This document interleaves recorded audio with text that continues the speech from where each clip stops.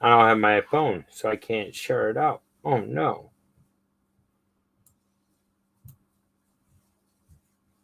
Let's do this.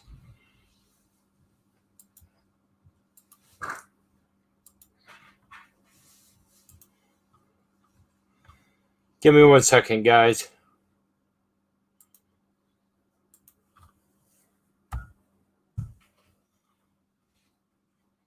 I hope people can find this.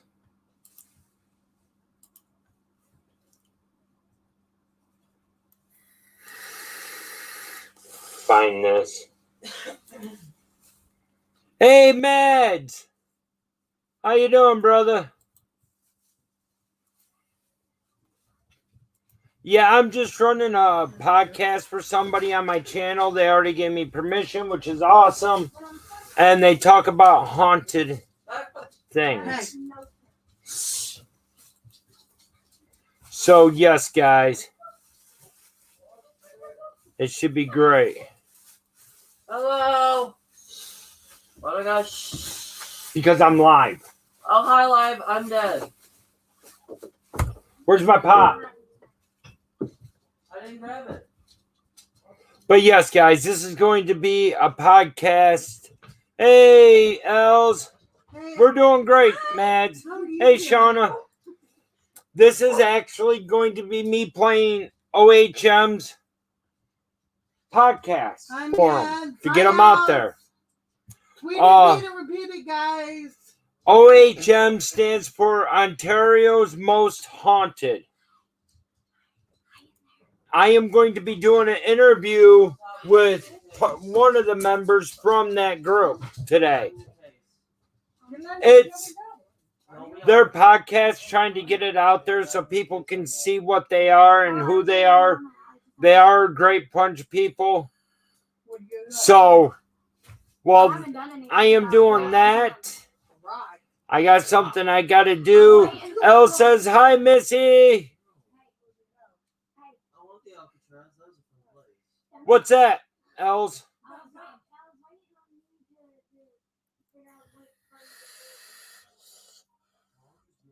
Yes, I am part of a great group called Parachills. These are two members from Parachills. Oh, I will at the end. I got a whole list of places where you can go to listen to it. Maybe it'll let me do it now, even. Let me go back to... Yes.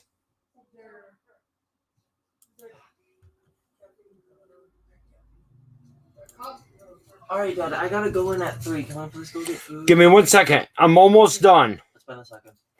I'm going to wring your neck, kid.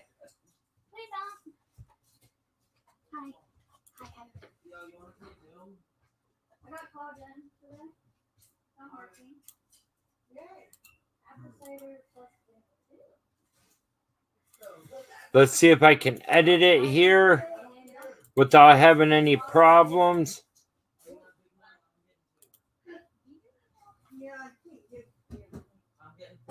It's not going to let me.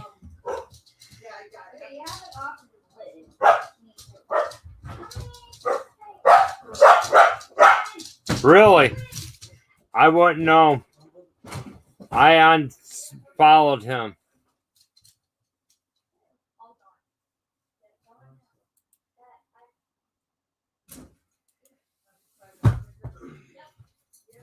YouTube Studios.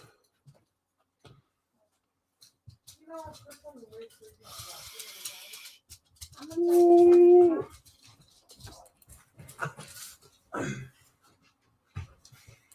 Edit.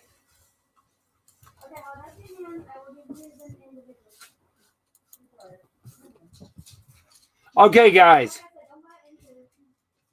It should be in the description right now.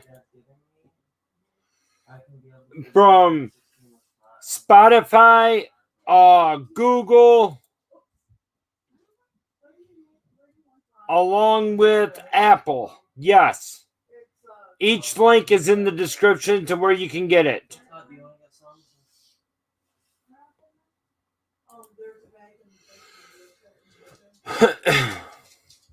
So, right now I am going to get episode 2, The Fugitive Ghost, playing for you. And I hope you guys enjoy. I will be back in a few minutes. Just let me know if you guys can hear it.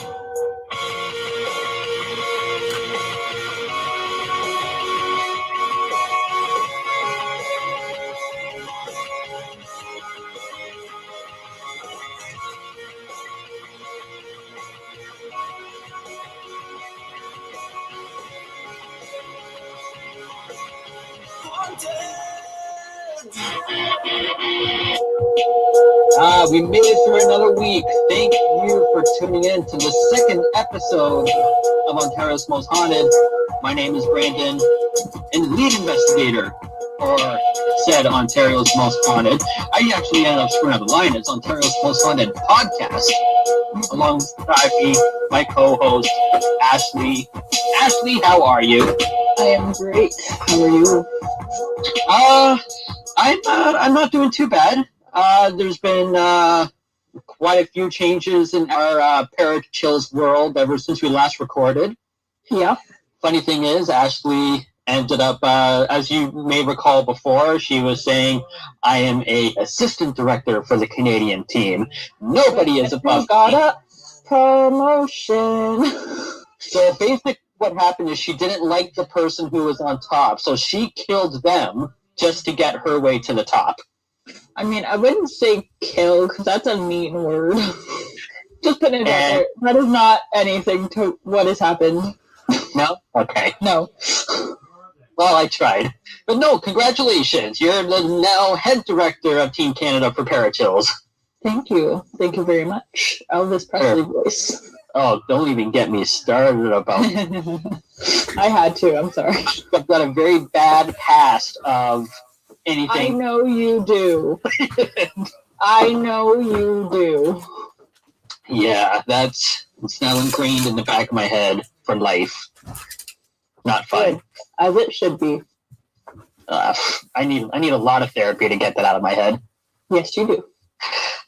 So yeah, you're now the lead head director for Team Canada. So that means you're running the show over there now. How has it gotten busier for you since you've been bumped up a little?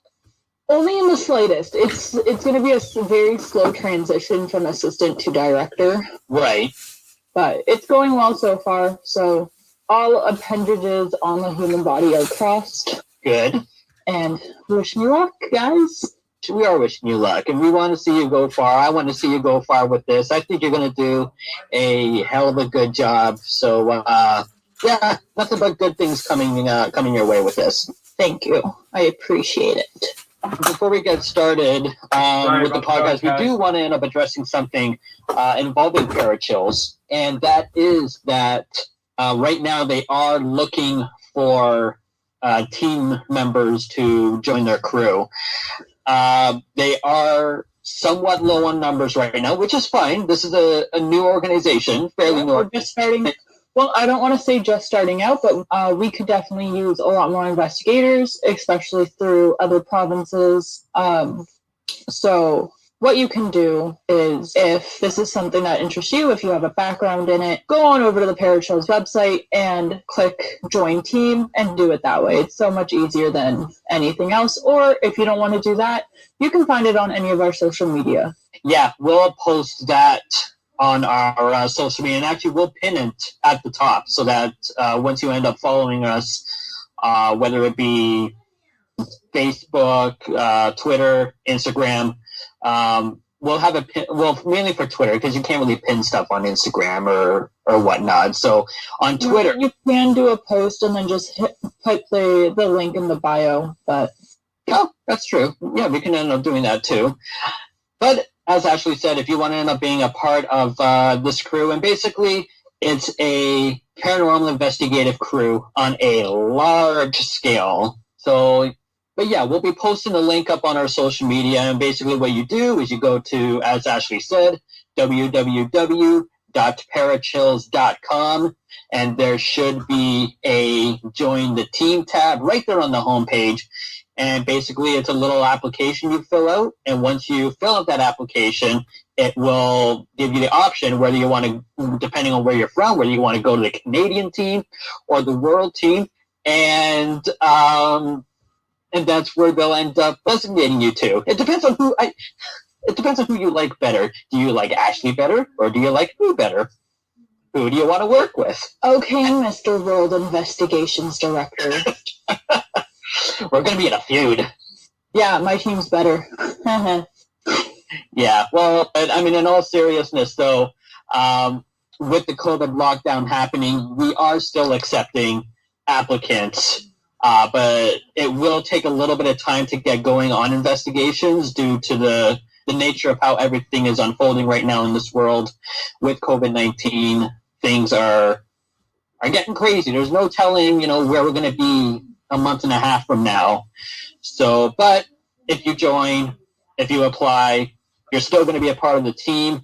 We're not going to end up saying, hey, because of this, we're not going to end up kicking you out or anything, and we're not going to remove you. It's done. This is something that's going to be set in stone, and we're going to go running with it. Hopefully we get a lot of applicants coming in, because this is going to be an exciting thing for everybody. And people don't understand how what the expectations are in terms of how we're going to grow and where we're going to grow to with this. And that's what I'm excited for. And I hope everybody finds a way to end up taking part in it as well. So again, if you want to end up joining the Parachills team, you go online, www.parachills.com/join-the-team. And that'll end up bringing you directly to the application site where you can apply to be a paranormal investigator and join myself and Ashley on this amazing crew that Ontario's Most Haunted is having the absolute pleasure of being a part of. Anything you would like to add to that, Ashley? Not really. You pretty much nailed it right on the head. So I am a smart one. At times. At times. So today's podcast, I know last week's was very drawn out. It was very out in the open. It was very out in the open. You got to learn what I do at night. And yeah, let's keep that to yourself from now on. No more mentioning your night habit. I think it'd be interest piece for our listeners. No? Okay. No. You'll end up hearing what Ashley now declares herself as. She is, if I got it correctly, a mozzarella stick or a deep fried pickle, which, by the way, she decided to shove in her mouth right before recording this podcast. I was hungry. How was it? It was amazing. Was a whole meal? Like 3, and there's still more upstairs. Well, I'm keeping you here. You're not allowed to leave and go get it. Fine. I guess since I'm holding you hostage, like I told our group, I guess that's only fair you keep me hostage from my pickles. Yeah, usually I'm on our Parachills chat room. 24/7. That's what it shows. I'm on there 24/7. No. It is true. It is 24/7. I swear to God, this man falls asleep with the chat on. I do. I have it open on my phone all the time. Oh my God. You never know when you wake up in the middle of the night and you realize... See, and this is why they wanted to put out a search party, because you were missing. Alright, guys, let's get on with the show. Yeah, let's get on with that. I think we've wasted enough time. We're starting to turn into the podcast we did last week, which was entertaining. No, I thought it was entertaining. It gave everybody a real look as to who we are and how we are with each other, which was awesome. We did that, but we got off of our topics quite a bit. Yes, we did. But what we're going to do with today's episode is, we did a little bit of digging. We tried to end up finding a reported haunting in the Ontario area, and what we would want to end up doing is reading and basically just informing you guys of a brief description of the haunting, what's going on at this place, and me and Ashley are going to break it down and give our input, give our insights, see what you guys think. And see what you guys think, too. Ashley doesn't know the details about this. I literally just had her choose based off numbers. So I don't know what we're talking about at all today. Yeah, and I haven't read this this bio yet or anything like that. So this is going to be the first time everybody is going to be able to hear the story. So, Ashley, if you are ready, yes, I am. I will begin. Yes, please. This is titled "The Fugitive's Ghost." It's based out in London, Ontario. There is an old courthouse that's there, which today is used for weddings, for photo ops, for anything with a nice scenery. You can end up renting the place out, and you can do whatever with this location. So here is how this story goes about this fugitive ghost. There are strange occurrences and sounds heard at the old courthouse in London, Ontario. There are also areas that suddenly become icy cold. It is said that these mysterious incidents are the work of the ghost of Peg Leg Brown, who was hanged in the yard outside of the jail in May 17th, 1899. Peg Leg's real name was Marion Brown. He was a young cowboy from Texas who had lost his left leg while trying to hitch a ride on a slow-moving freight train. By the time he was in his 20s, he had earned a reputation as a thief and a troublemaker who wasn't afraid to use a revolver he always carried. On the run from the law in the United States in the late 1890s, he worked his way north and eventually crossed the border into Canada. On the morning of June 24th, 1898, Brown beat up a railway worker who tried to stop him from tramping along train tracks in London. When the attack was reported to police, officers on patrol went looking for a man with a wooden peg leg, last seen wearing a large floppy black hat. Constable Michael Toohey, young father of three, spotted the culprit on the city street late that evening. When he tried to arrest the suspect, the man pulled out a revolver and fired 2 shots. The second one was fatal. Then the killer limped off into the darkness, his black hat lying in the dirt as evidence to the vicious, senseless crime. The cross-border manhunt that followed lasted nearly 4 months. More than 40 one-legged men who roughly matched Peg Leg's description were arrested and then released when they were able to prove their innocence. Finally, though, Brown was tracked down near Seattle, Washington, and according to many lawyers, illegally brought back to Canada to stand trial. To make sure he couldn't escape during his long journey to East London, guards confiscated his wooden leg. Brown's capture, jury trial, and conviction based on a rather skimpy circumstantial evidence all made the headlines. Brown maintained his innocence to the end, but when the judge sentenced him to hang for killing Toohey, crowds outside the London courthouse cheered. They were also ready to cheer when they lined up to witness his execution on the morning of May 17th, 1899. But most of them weren't allowed inside the jail yard where the scaffold had been built. Brown prayed quietly as he climbed the scaffold steps, and he didn't resist when the hangman slipped the noose over his head and tightened it around his neck. But as the trapdoor opened and he fell to his death, a huge flash of lightning pierced the morning sky, followed by an ear-splitting clap of thunder. At the same time, the minister who had stood near Brown cried out, "Oh God, forgive us! Oh God, forgive our country!" The eerie circumstances surrounding Brown's death led to all sorts of strange stories of his returning to haunt the courthouse jail. Shortly before he died, Brown had claimed that no grass would ever grow over his grave, and none more ever did. Brown's body was buried in the jail yard, which he was eventually paved over, In 1985, construction crews were working there and dug up the remains of a one-legged man identified as Brown's. Only then was his body laid to rest in a long-covered church cemetery. But if Brown's spirit finally found peace there, why do some people still feel a ghostly presence in the old courthouse or hear a peg tapping across the floor, especially on May 17th, the anniversary of Brown's execution? So that's the entry of the fugitive who seems to be haunting this London courthouse. Ashley, your thoughts? Very interesting. Mm-hmm. I kind of want to go. Yeah, so do I. So it gave a question there at the very end, which is, I think it's a very valid question. If he has been, dug up, if he has been removed from the location when they were doing construction and buried somewhere out of church lots, I believe they ended up saying, and grassed over, why do you think that he would actually come back to that jailhouse and possibly haunt it?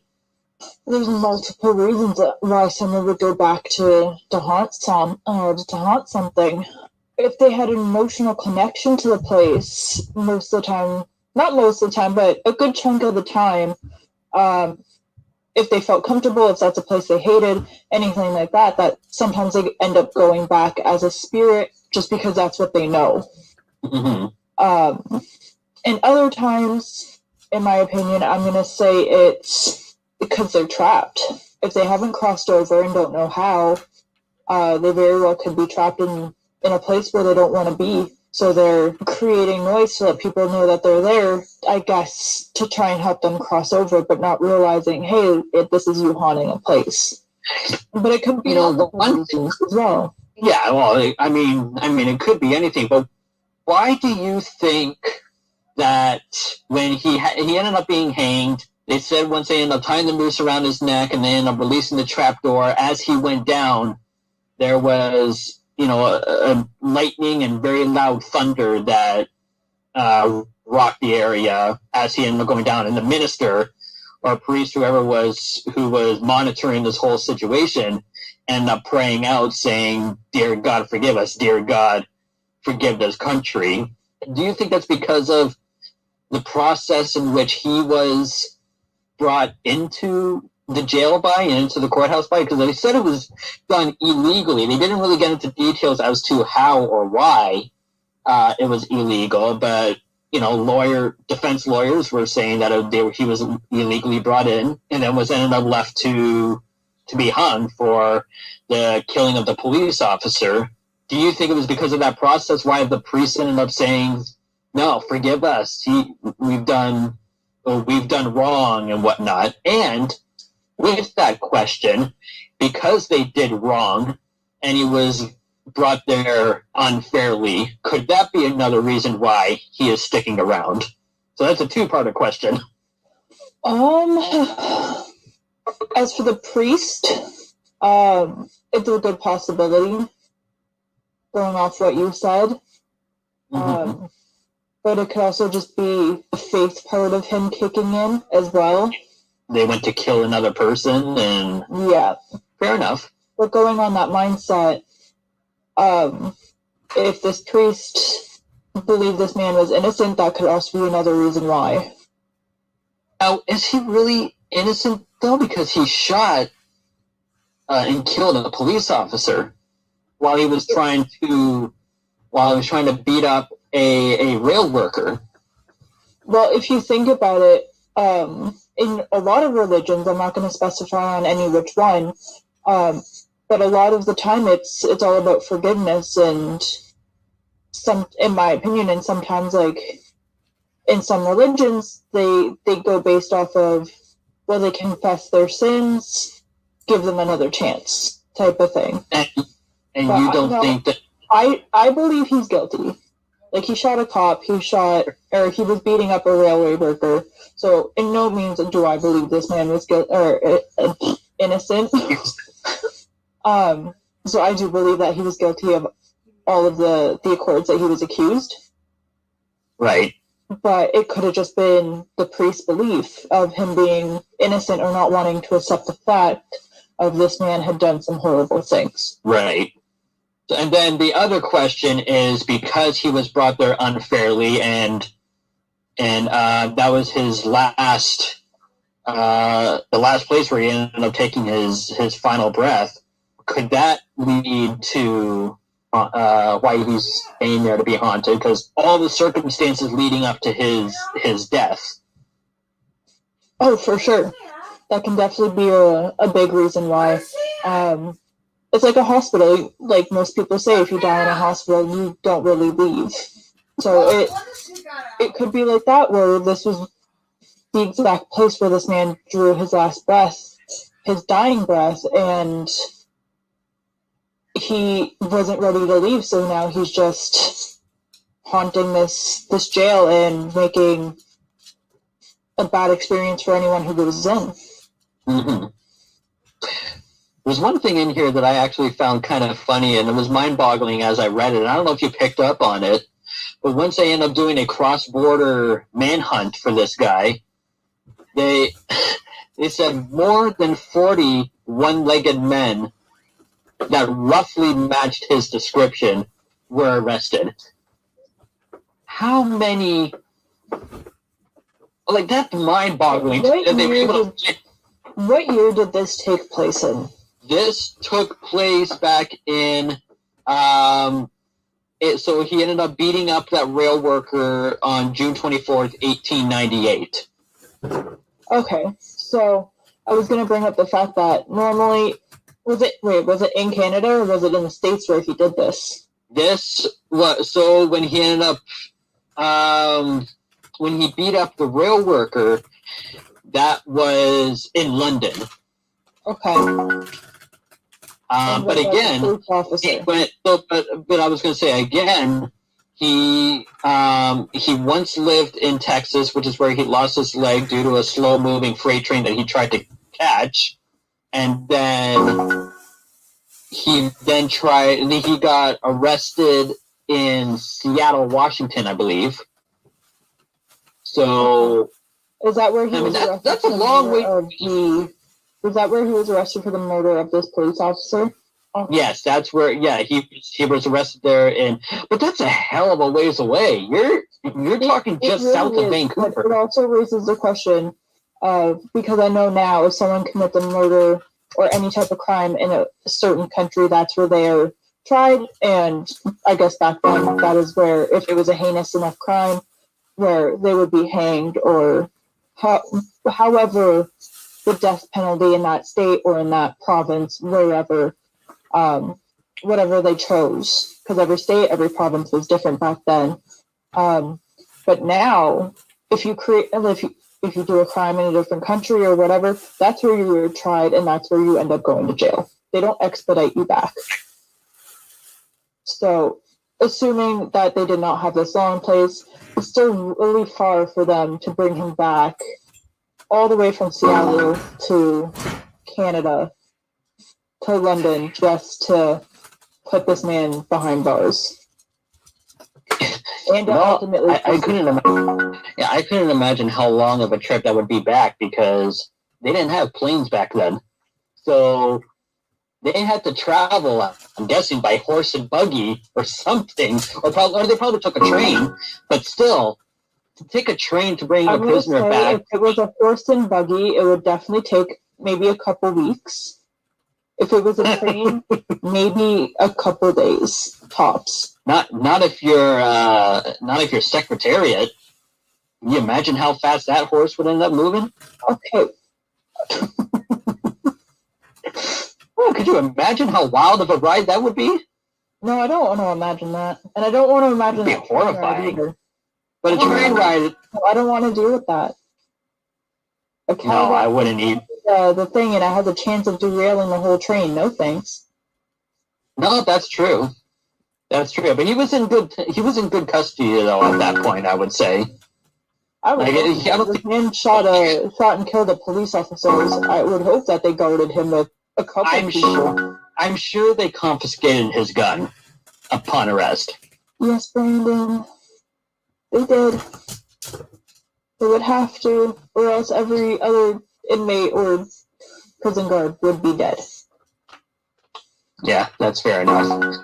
So this is the one thing I actually find interesting, which can also claim to possibly why he may still be haunting it. Does what he said, basically, you know, where I am buried, no grass will grow over my body or something like that. Was he putting a fucking curse on the place? See, that was harder to say. Because quite a fair bit of people, when they're put to death in any sort of way, especially back then, they would always, not always, but a good chunk of the time again, would utter some words like, I'm going to come back and make your life a living hell, or anything on that type of grounds. So he could have just been uttering words and not really giving two shits about it. Yeah, they would be asked. No, Beasley VP, this is somebody's before the execution ends up podcast. taking place, whether it be the chair or whether it be by hanging or whatnot, they would end up saying, "Do you have any last words?" To my knowledge, This was they do all that in the before States where, that happened. the death penalty is still legal. Right. So it's one thing to have your last words, and you can say whatever, but then to go to, you know, cursing property where you're being executed, saying no grass is going, and then on top of that, he gets concreted over top of that. That must not sit well for the person who would be haunting that place if they were to go through that. Yeah, probably not. I'm not buried in the ground with, you know, over a patch of grass and dirt. No, I am under a patch of grass and dirt, not over. Sorry, that's what I mean.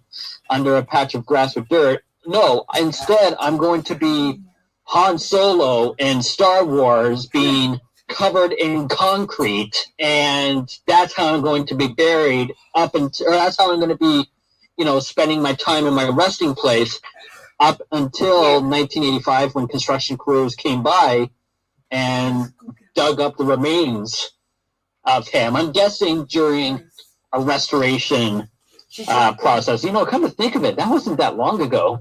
No, it wasn't. 1985 when he was dug up. She's sniffing. And when was he hanged? He was hanged in, let me go back and look. His trial took place, so he was hanged on May 17th of 1899. If they only waited a couple more years, it would have been 100 years later. I would have been really pissed off if I were him. If you waited, if it took 100 years for them to find his body, or let's say if it was you, if it took a crew 100 years to move you to where you should be, you would be really pissed. Oh yeah. And that would give you grounds or reasons for, you know what, I'm going to hunt the shit out of this place. Of course. Just because of that. If you look at it this way, his bones were tampered with to get him into what I'm going to be assuming maybe a casket to actually bury him underground. Mm-hmm.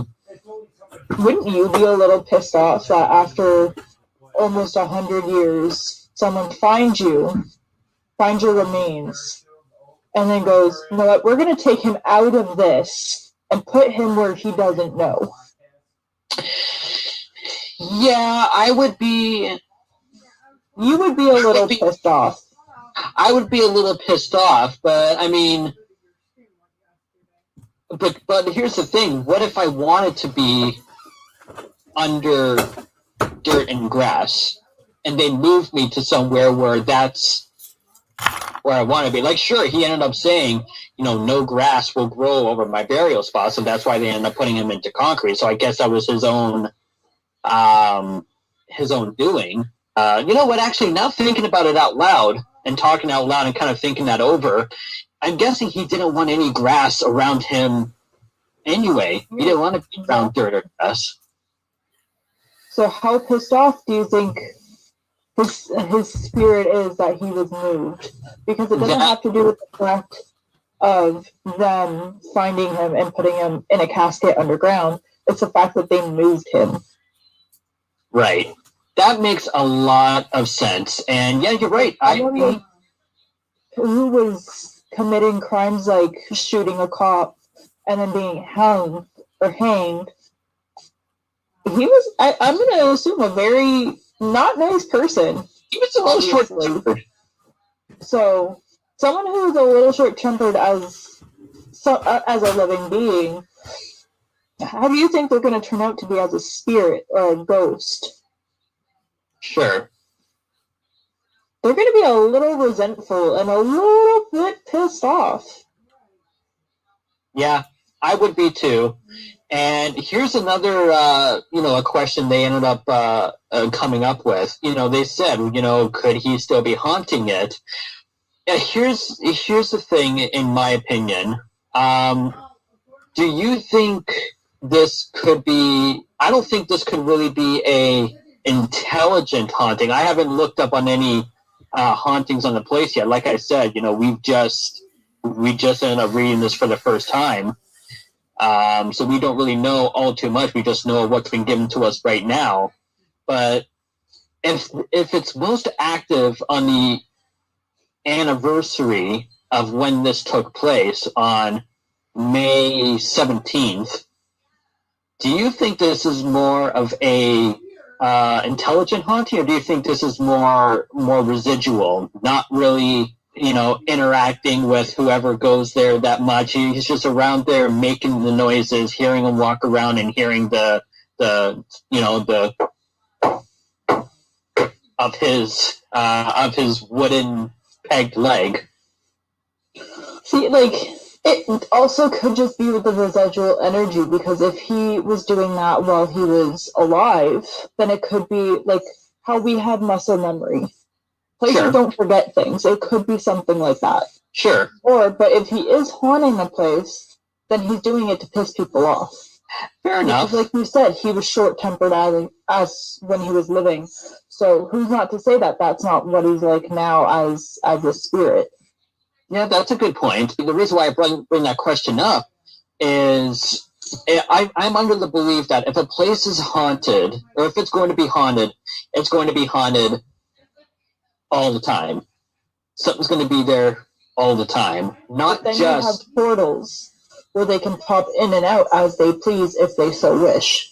And I'm just making the comparison and saying yes, it could be a lot more active on the 17th, because that's on the anniversary of his execution, like they end up stating in that story entry there. But I don't know. I'm just thinking in a place, especially like a prison, when there's already high energy of prisoners and people who have done really bad things or whatnot, I think he would have enough energy there to feed off of, where he will end up making himself known there any given day, not just on his anniversary.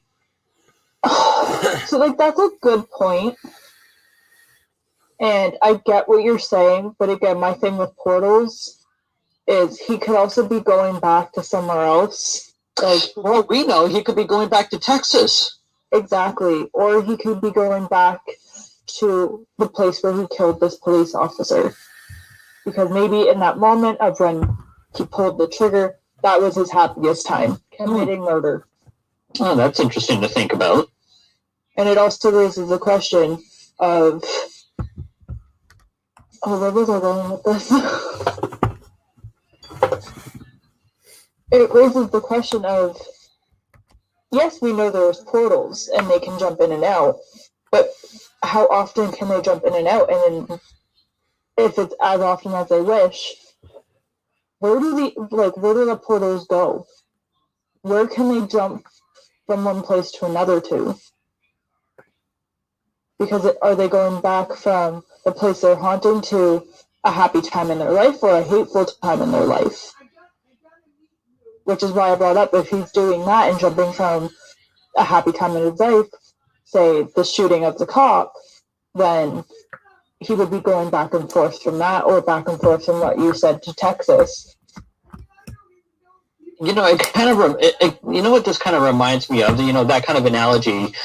I don't know if you've ever watched Family Guy, but I think it's when obviously I've seen Family Guy.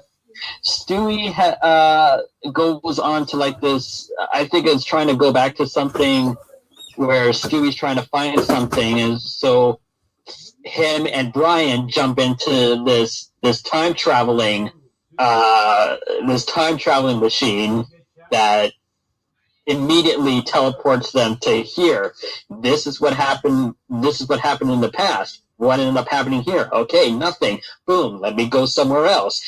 Oh, something's clicking my memory here. Boom, I'm gonna leave there. I'm gonna come to this place. And now I think it's kind of like they're free. How would traveling? They're traveling at will. Yeah. Where they feel like they have the most remembrance. Yeah. Or they have the most energy. The places that impacted them so much. It's the same reason why some people are attached to, or some ghosts or spirits are attached to certain objects. Exactly. Because they have that sentimental value. Why? I will add one of those famous objects being Bela Lugosi's mirror. There you go. That's a good example. Or Annabelle. Or Robert the Doll, or Peggy. Like, we can go on and on and on and on, but it's the same. It's all the same thing, and that also translates into middle of nowhere locations. How many videos have you seen online where you see apparitions crossing the road? A shit ton of times. There's tons of them out there, and to me, that's because of where their energy is focused in a certain time of their life. What brought back the most amount of memories, where it was good or bad, what do they want, what are they reliving, what do they have stuck on their conscience that they can't get out of their head. And that, I think, could be a very good reason why he could be going over to Texas, where he lost his leg, where he could go to the scene of the rail tracks where he beat up that rail worker and then shot the police officer, and then why he could be haunting this jail. Sure, it was his last resting place, but he was brought over there illegally to stand trial, lost a trial, and ended up getting the death penalty by hanging there. Those are prominent moments in somebody's life, and obviously they're going to end up spending a lot of time haunting there, and because it's an imprint on their life. Exactly. So, anything else you want to end up adding about the old jail in London, Ontario, with one leg? I was going to call him One Leg McGee. What's his name? Peg Leg Brown. No. Any last things on that? This has nothing to do with the paranormal, but I want to know how hard it is to walk with a peg leg, assuming this was like a wooden leg, obviously. And is it like the old pirate peg leg? Because that's also resonating in my mind. Where is it like this little stumpy tree branch that gets really thick at the top, and that's where they would put the piece of the amputated leg, and then would it just go down to, not a point, but like down to the base where it's rounded so they can walk? And how heavy would that be to lift? And how does it stay attached? I think it would, it's got to hold up like almost 50% of a person's body weight. But how does it not fall off? I'm sure they find a way to screw the wood into the bone where the knee would be. I don't know. That's where he lost it. And then whatever bone's there, they pretty much I'm guessing they screw it on, and you can't obviously bend. Back then, it's not like a prosthetic leg where you can, bend it or anything to walk. Exactly. You're constantly walking with that limp because you got that wood, that tree bark, the mini tree on your freaking knee. And how many of those would a person have to go through in their lifetime? Because you get wood wet so many times and you get rot. I don't know, but again, I'm still more surprised that in the span of 4 months they were able to find 40 one-legged people that looked similar to him. Yeah, that's interesting. But I guess because also back then there was still like little wars going on and stuff like that, that could have been the reason why they were all amputated. And they arrested all of them. Ryan, who was just trying to hop on a train and cut his leg off. And the funny thing is, they arrested all of them, so I could just picture them all in like one jail. So how did you lose your leg? Oh, how did you lose yours? Yeah, that's what I'm seeing now.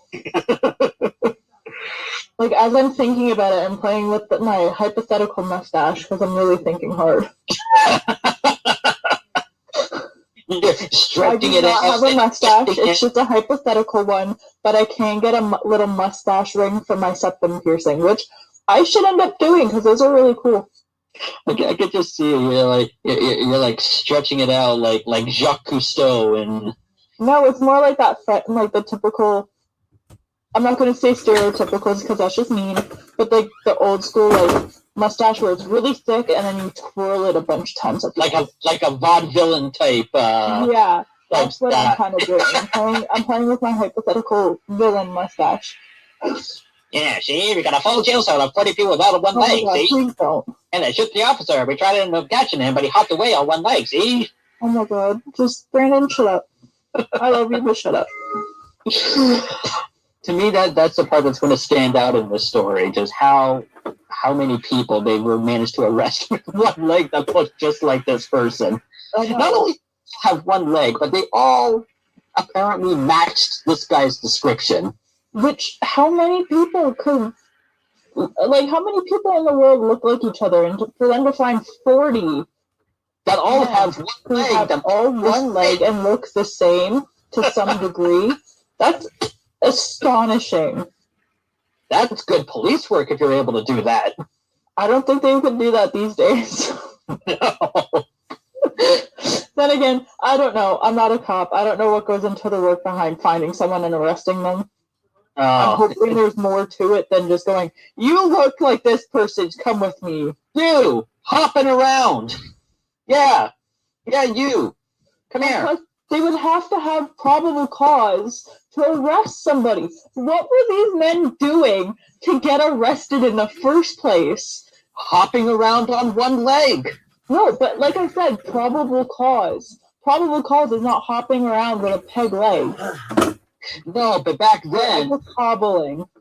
Oh, but again, back then, this is the late 1800s. But it would still probable cause back then too.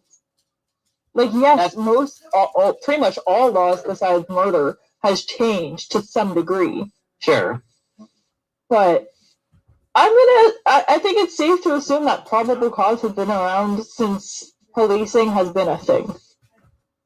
Because if not, everyone in the world would have been arrested at some point for doing something that a police officer back then would have been like, that is wrong. Your skirt is too high, or your skirt is too low. It's dragging mud. You're arrested.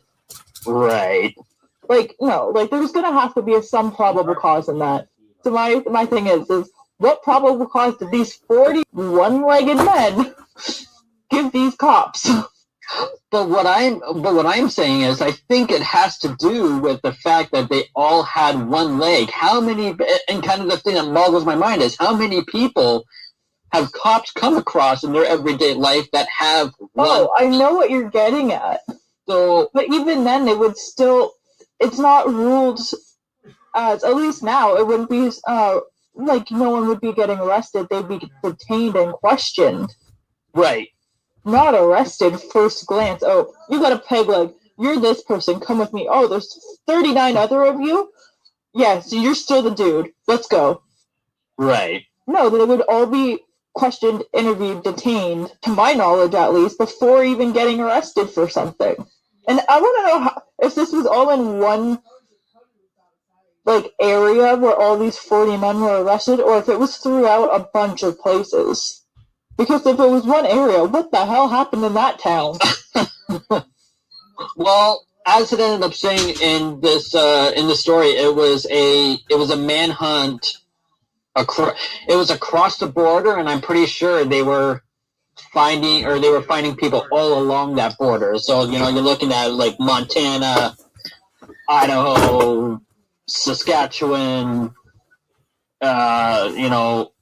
Washington State, all across that line. Michigan, we're going to be going all across that border there, and they're going to be finding people. It's not like they ended up, doing a raid on the, one-legged poker night and found 40 of those guys sitting in one room around a table.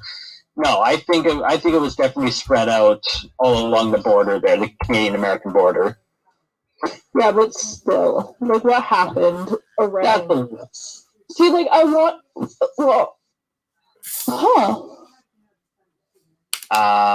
Yes, let's leave it on that. We've dove in a little off topic there, but all has to do with the topic. It's just a subtopic, right? So, but that's a good note to end this episode. Episode 2, which we're titling "The Fugitive's Ghost." I'm guessing is what the title of this podcast is going to be. Before we go, since we're going to end up closing up the podcast right now because we are running tightly on time, I do want to mention that you guys can submit your own listener stories and be a part of this podcast. How do you do that? You can do it by emailing official omhpodcast@gmail.com, and you submit your listener stories, and we'll read them on air. The longer the better. Just don't turn it into a full novel or a full essay, but give us something to imagine. We love descriptive stories where we can focus on what is around, what's happening during these hauntings, what's going through your mind when these are happening, and all of that other stuff. That is what we like to end up hearing with our... The scarier, the better. The scarier, the better. And again, as we mentioned last week, Ashley really wants those demonic stories. Yes, I do, because those are my favorite, and I can relate to those. Except for possessions, I never got that far with my demon attachment, so I couldn't tell you any which way. But you know what? Yeah, the scarier the better. This is Ontario's Most Haunted podcast. Of course, we're going to be joking around and having a fun time, but it's not always going to be rainbows and dandelions everywhere. It's going to be daisies. What are you saying? Rainbows. What did I say? Dandelions? Yeah. That's a flower. It'll work. No, that's a weed. It works for me. And on that note, but yeah, bring your stories in to Ontario's official OMH podcast @gmail.com, and we will read your stories on the air. The scarier, the better, but keep in mind that we want them to be your real accounts. We want them to be your real ghost stories. We don't want the fictional ones. We love hearing your personal experiences, and this is a safe space where you can share your stories, and you won't be judged for it. This is a non-judgmental zone.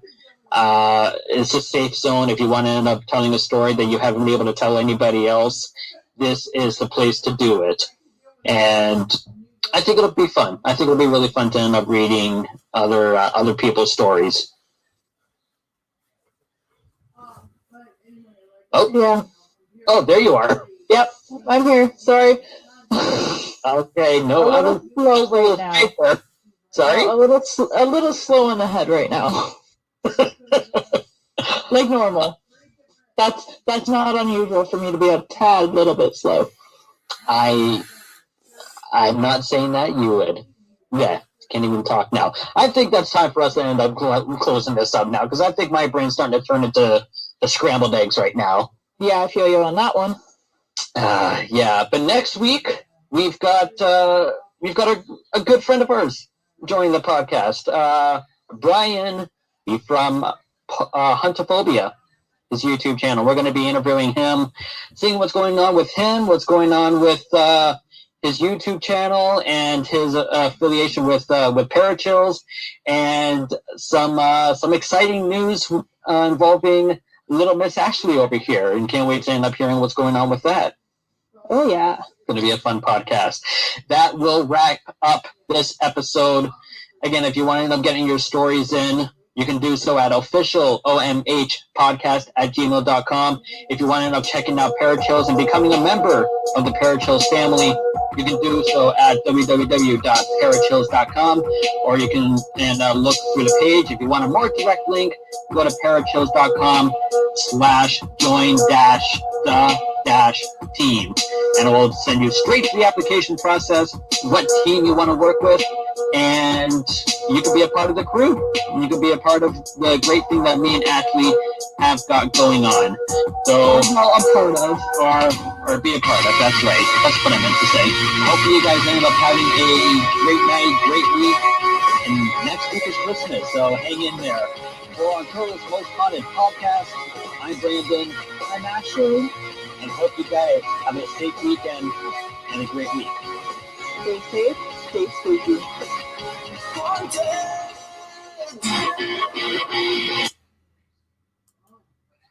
Okay, guys.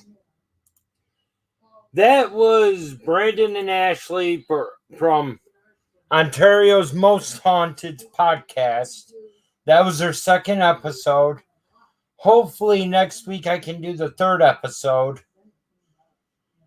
And the week after that, the fourth.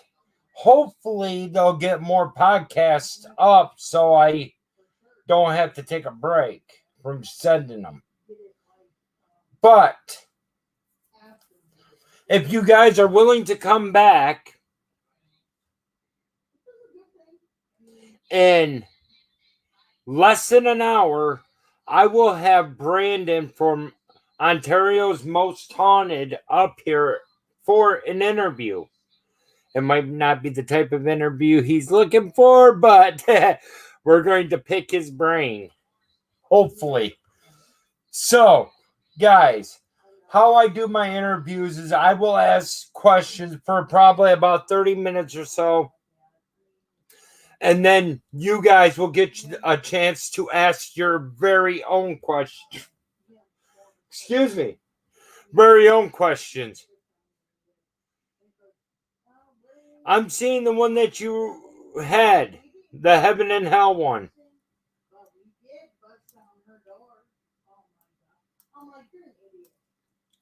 So, I will see you guys in less than an hour with an interview from OMH,